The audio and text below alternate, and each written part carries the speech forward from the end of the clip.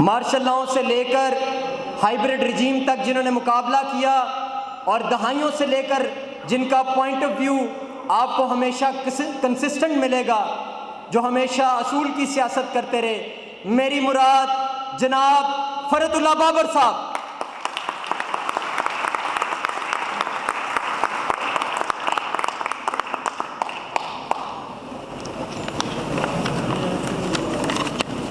بسم اللہ الرحمن الرحیم۔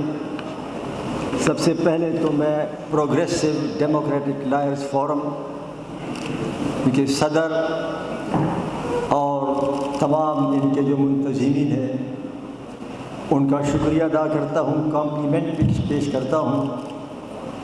اسٹیج پر تشریف فرما تمام اکابرین اور حاضرین میں بہت جید ویل نون لائرز بیٹھے ہیں۔ میں کسی ایک کا نام لے کر دوسروں کی حق تلفی نہیں کرنا چاہتا، so I want to thank every one of you.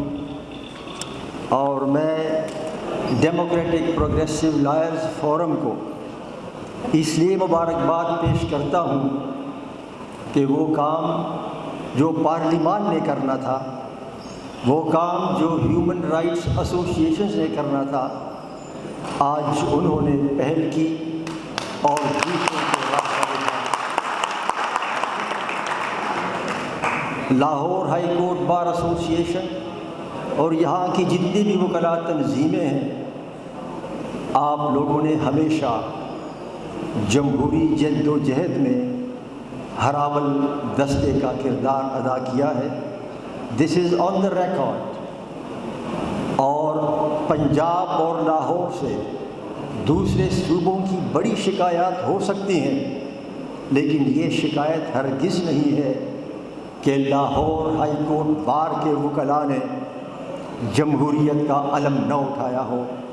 اور آپ لوگوں نے جس طرح جمہوریت کی جد و جہد کی ہے اور لیڈ کیا ہے، اس سے میں سمجھتا ہوں کہ دوسرے تمام چھوٹے صوبوں کے اگر کوئی تحفظات ہیں تو ان میں کمی آ جاتی ہے، because you have lead the fight for democracy from the front, which is the fight of all of us. So thank you very much for that. دیکھیے، یہ جو آج کی تقریب ہے، میری یو نو مائی نیم، اور میں شہید محترمہ بے نظیر بھٹو کا اسپیچ رائٹر بھی رہا ہوں،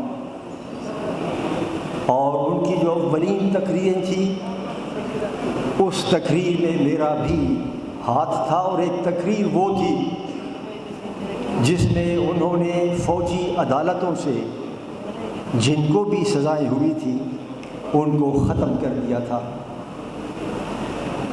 اور میں 13 مئی کا ہر سال جب ہوتا ہے تو ہم وہ دن آبزرو کرتے ہیں جس دن 1978 کو فوجی عدالتوں نے صحافیوں کو کوڑے لگائے تھے۔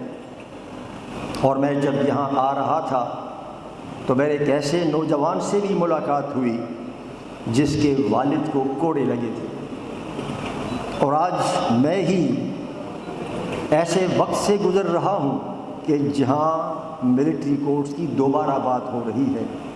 So you can imagine the crisis I must be undergoing, having seen all that with my own eyes, and now passing through this, it must be a moment of crisis. اور آج میرے دل میں درد سوا اٹھتا ہے۔ So ساقی صاحب, you will understand, you will appreciate کہ آج میرے دل میں درد سوا کیوں اٹھتا ہے۔ Because I have a background, I have witnessed, I have endured, I have participated in the struggle against military courts. And now I am my party is part of the government. Therefore you can understand the crisis. دیکھیے جی, یہ جو چونکہ یہ بڑے دانشوروں کی محفل ہے اور اس میں بغیر کسی جذبات کے, لگی لپٹی کے صاف بات کرنی چاہیے. یہ جو اس وقت کا کرائسس ہے, جو یہ ملٹری کورٹس کی آواز اٹھائی جا رہی ہے, اس کا جو सेंट्रल पॉइंट है वो 9 मई के वाक़यात हैं। 9 मई के वाक़यात की बुनियाद पर आज कहा जा रहा है कि हम मिलिट्री कोर्ट्स बनाएंगे और दूसरी जो लिबर्टीज़ हैं और फ्रीडम्स हैं उनके भी श्रिंक होने की बात हो रही है और एक नैरेटिव बन रहा है और उस नैरेटिव रियासत एक नैरेटिव बना रही है। रियासत का रिएक्शन 9 मई के वाक़यात का is a reaction in anger. It is not a reaction to provide justice.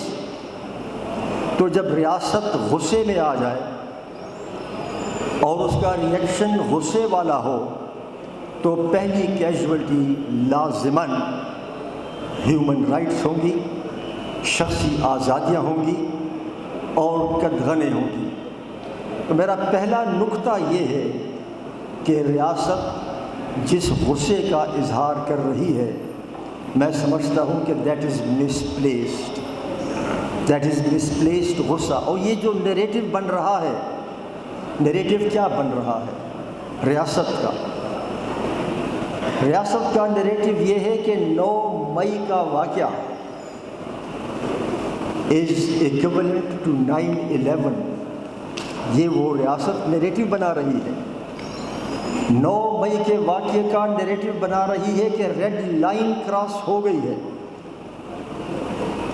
और नैरेटिव बन रहा है कि symbols of the state power have been challenged. You are all intellectuals and we must provide an answer to this question. Don't allow this narrative to gain roots, because अगर ये narrative roots gain करेगा तो उसके इंतहाई ख़तरनाक मुज़मरात होंगे, क्योंकि 9/11 के बाद ग्वांटानामो बे प्रिजन्स बन गए। अगर आप इसको 9/11 के इक्विवेलेंट करार देते हो तो गोया आप नैरेटिव बना रहे हो कि हम ग्वांटानामो बे प्रिजन्स बनाएंगे। Therefore, you must challenge this narrative with reason and with logic and with persuasion, which is the hallmark of the lawyers. और मैं समझता हूँ कि रेड लाइन जो है वो आईन को तोड़ना और आईन को तोड़ने का तहफ़्फ़ुज़ फराहम करना, that should be regarded as breaking the red line. ये मेरी वकला से दरख्वास्त होगी कि आप 9 मई का जो नैरेटिव बन रहा है उस नैरेटिव, रियासती नैरेटिव का इंटेलेक्चुअल तोड़ आप इसका बनाएं। This is important because all political struggles they are based on narratives और नैरेटिव दुरुस्त होना चाहिए।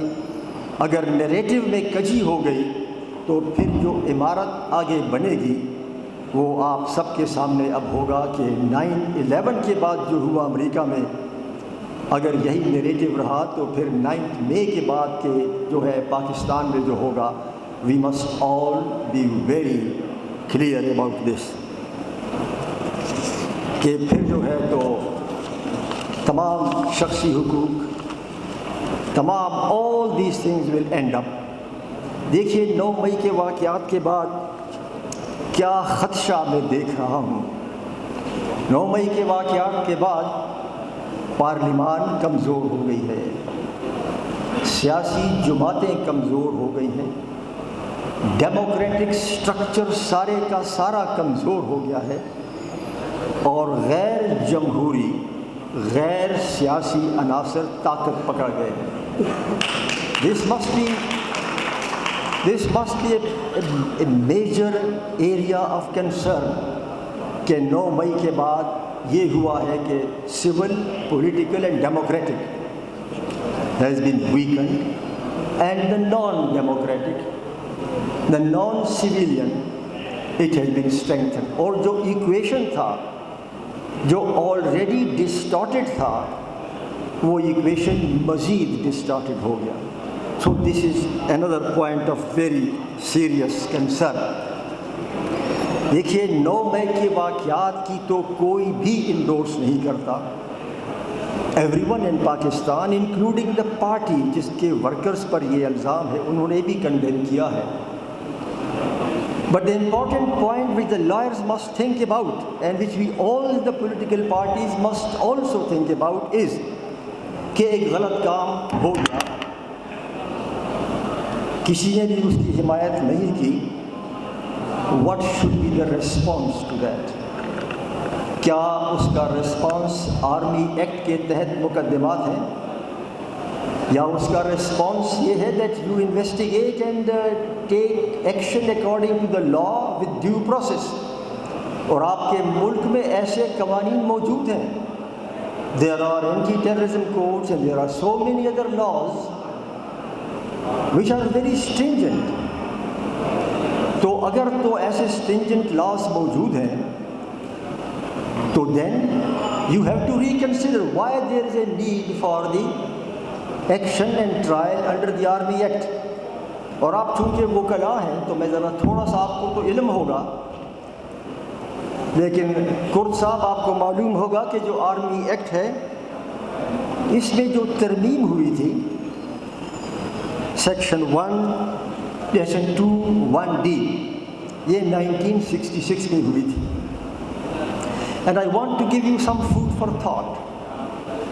اور یہ ترمیم جب اس وقت ہوئی تھی تو اس میں آرمی کورٹس کو یہ اجازت دی گئی کہ ہاں 2 جرائم ایسے ہوں گے جس میں سویلینز کو ٹرائی کیا جا سکتا ہے military court. It was unfortunate, it was most unfortunate but it happen. لیکن وہ 2 جرائم کیا ہیں؟ وہ 2 جرائم, ایک تو یہ ہے کہ سیکرٹ ایکٹس, اسپائنیج, اور دوسرا تھا انسٹیگیٹنگ میوٹلی. یہ 2 جرائم تھے. میں عابد ساقی صاحب آپ کے سامنے یہ بات رکھنا چاہتا ہوں کہ کیا کسی فوجی افسر کے گھر کے سامنے مظاہرہ یا حملہ ان 2 پٹ میں آتا ہے یا نہیں آتا؟ اگر تو نہیں آتا تو پھر اس کے اوپر پارلیمان میں بحث ہونی چاہیے. And after discussion and debate you decide, because my reading of the law and my reading of the Army Act is that it applies only in 2 cases. Not that we endorse it, but well, this is part of the law. And unless it is changed by the Parliament, it will stay. But even if this law stays, in my view, what happened on the 9th May, regardless of the narrative being built by the Riyasat, I think it does not come in that category. ایک اور جو میں آپ کے ساتھ share کرنا چاہتا ہوں کہ یہ درست ہے کہ گھیراؤ اور جلاؤ کا احتساب کرو, قانون اور دائرے کے اندر کرو. اس کے لیے آپ کے پاس قوانین موجود ہیں. You don't have to resort to the Army Act. میں کچھ تجاویز رکھنا چاہتا ہوں اور آپ اس پر غور کریں. میرا تعلق سیاسی جماعت سے ہے, and I think that the human rights bodies, the وکلاء, the سیاسی جماعتیں سب, اور چونکہ پروگریسو ڈیموکریٹک لائرز نے یہ انیشیٹو لیا ہے تو میں کچھ تجاویز رکھنا چاہتا ہوں. اور وہ یہ ہے کہ اس کے نتیجے میں جو کچھ ہوا ہے, کچھ کام ہونے چاہیے اور کچھ کام نہیں ہونے چاہیے. جو کام نہیں ہونے چاہیے, ہرگز کسی سیاسی جماعت پر پابندی کی بات نہ کی جائے. No political party should be banned under any executive order or through a judicial process. دوسرا, میں سمجھتا ہوں کہ 9 مئی کے واقعات کے بعد پہلے ہم سنتے تھے کہ پولیٹیکل انجینئرنگ ہو رہی ہے. 9 مئی کے واقعات کے بعد ایک پرسیپشن بنا ہے کہ ریورس پولیٹیکل انجینئرنگ ہو رہی ہے. تو میں سمجھتا ہوں کہ the perception which is gaining ground of reverse political engineering, this perception must be dispelled. The third جو میں رکھنا چاہتا ہوں وہ یہ ہے کہ fair and free elections must not be postponed under any circumstances beyond October. Because if that happens, the citizen will be totally alienated from the state.